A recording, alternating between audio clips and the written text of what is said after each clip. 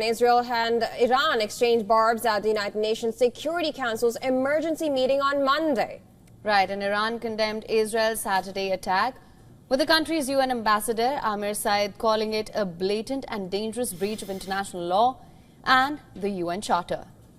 He highlighted U.S.'s unwavering and unconditional support to Israel, as well as its obstruction of the Security Council mandate as a permanent member, and claimed it has emboldened the Benjamin Netanyahu-led country to persist in its crime and aggression in Gaza and Lebanon, and now in Iran. This would be a different kind of war, because Hamas is a different kind of enemy.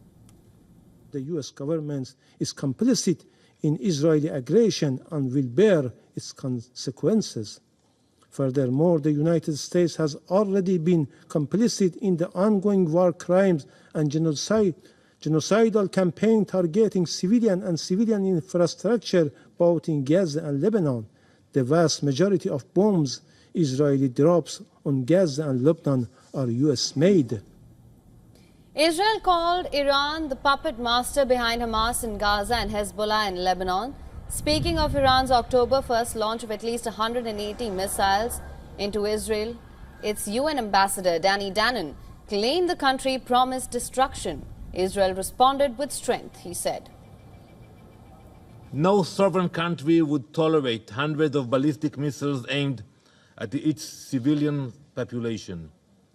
No responsible government would allow its people to remain under constant threat.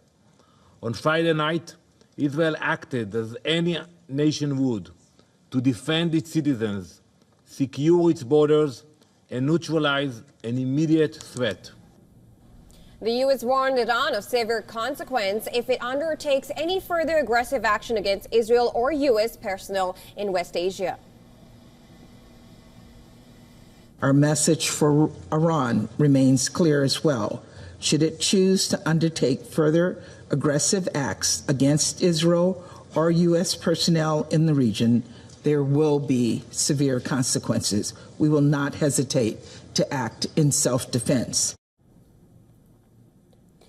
Russia and China sided with Iran, blaming Israel for the escalation in tensions in the region.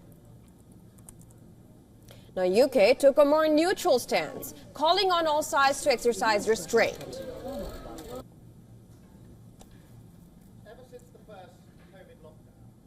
And for more on this, our correspondent Susan Tehrani has sent us this report from New York. Listen to this.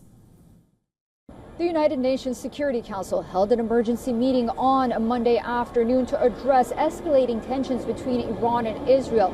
This comes after those Israeli airstrikes targeted Iranian missile factories over the weekend, prompting Iran to now consider a response to those attacks.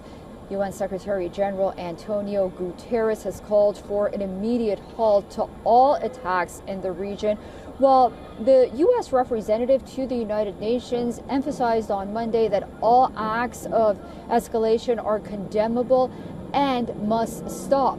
The situation began to unfold on October 1st when Iran launched nearly 200 ballistic missiles targeting Israel at Tel Aviv.